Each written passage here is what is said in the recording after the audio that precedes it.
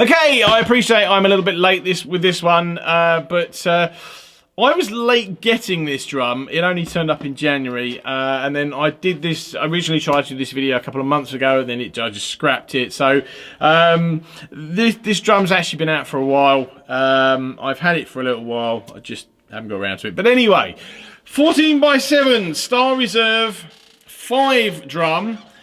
In Jatoba, which, if I remember correctly, is a Brazilian exotic wood.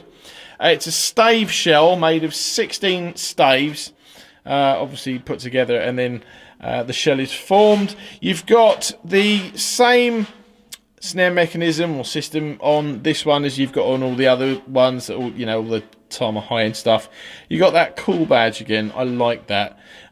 You've got the inlay. You've got 8 double-ended tube lugs.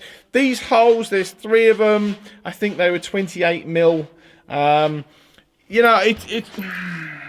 think it's one of those polarizing things again. You either kind of not going to mind the holes, or you're going to think that they've just completely messed up the shell. I have to say, I've never owned a snare drum with large holes in them.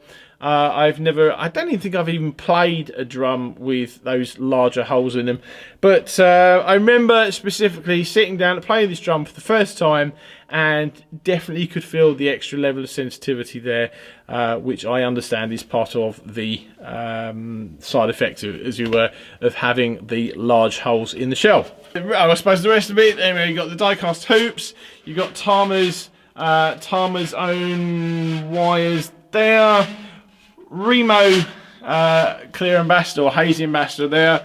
You got the coated on there, and I have to say this clearly came from Remo's crappy stock that they were sending out for a while, because that was about 2 weeks worth of playing. In fact, it was actually like that probably after less time.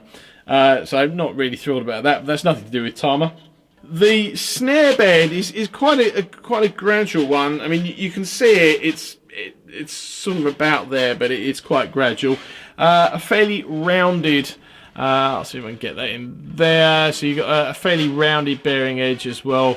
I waited a while for this to turn up, and I kind of like the official Tama version, Tama video, and I was really quite happy when it turned up. I do know of someone, not pointing any fingers, in the New Jersey area who got one before me and didn't like it and then sold it before I'd even got mine. But hey, I'm not pointing fingers at anyone, John.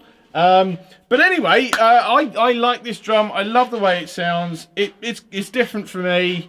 I think it definitely still embodies the, I suppose, tradition of the Star Reserve snare drums. I think this is one of the better ones that they've made so far.